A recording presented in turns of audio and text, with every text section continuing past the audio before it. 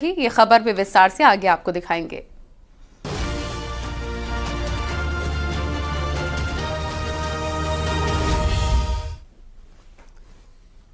फतेहपुर से आया एक मामला बेहद ही सुर्खियों में बना हुआ है। यहां विकास नाम के शख्स का दावा है कि उसे सांप ने 7 बार काटा, लेकिन अब इस मामले पर बहुत बड़ा खुलासा हुआ। प्रशासन ने मामले की जांच करवाई, जिसमें चौंकाने वाली बात सामने आई है।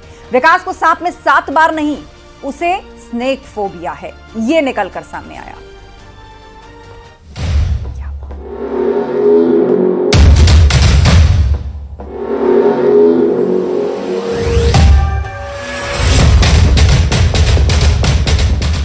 सांप काट चुका है।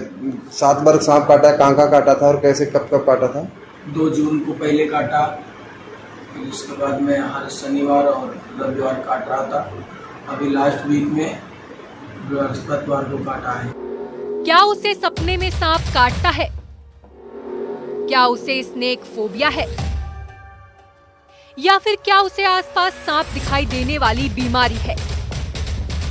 7 बार सांप काटने का दावा करने वाले विकास के दिमाग में आखिर क्या चल रहा है?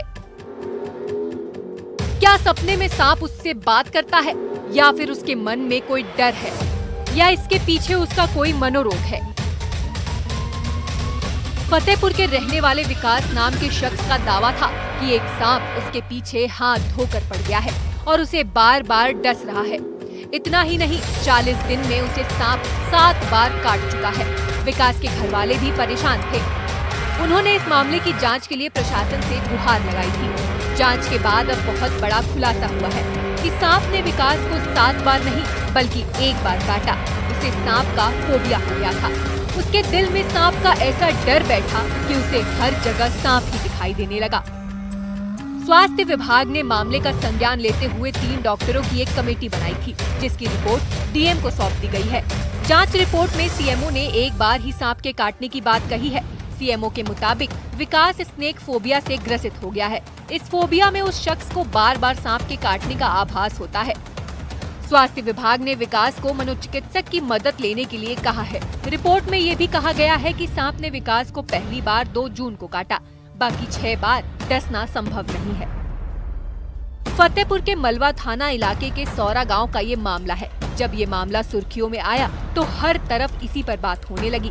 लोग तरह तरह की प्रतिक्रिया देने लगे। कोई इसे हकीकत बताने लगा तो कोई इसे मन का भ्रम बता रहा था। कुछ लोग विकास के दावों पर यकीन नहीं कर रहे थे, लेकिन प्रश्न हर किसी के मन में उठ रहे थे। विकास का दावा था कि उसे सपने में सांप दिखता है और हर बार काटने से पहले उसे आभास हो जाता है कि सांप उस पर हमला करने वाला है। सांप ने उसे बताया कि वो उसे 9 बार काटेगा, जिसके बाद उसकी जान नहीं बच पाएगी। वो नर्सिंग होम में अपना इलाज करवाने जाता है और बार बार ठीक होकर भी आ जाता है। इतना ही नहीं, सांप ने उसे एक जगह नहीं काटा। वो जहाँ जहाँ सांप से बचने जाता है, सांप उसका पीछा करते हुए उसे डस लेता है। ये सब दावे विकास की तरफ से हुए थे, लेकिन डॉक्टर इस दावे को नकार रहे थे। बहुत ही अनयूजुअल सी स्टोरी लगती है। उसमें मुझे लगता नहीं फैक्ट है, फिक्शन ज्यादा लगता है कि ये पॉसिबल नहीं हो सकता कि कोई सांप एक ही व्यक्ति के पीछे बार बार पड़े। तो ये कहीं से भी हम रैशनली सोचे तो पॉसिबल नहीं है। यूजुअली इस तरह के केसेस में देखते हैं कि किसी न किसी तरीके का मानसिक रूप से दबाव होता है।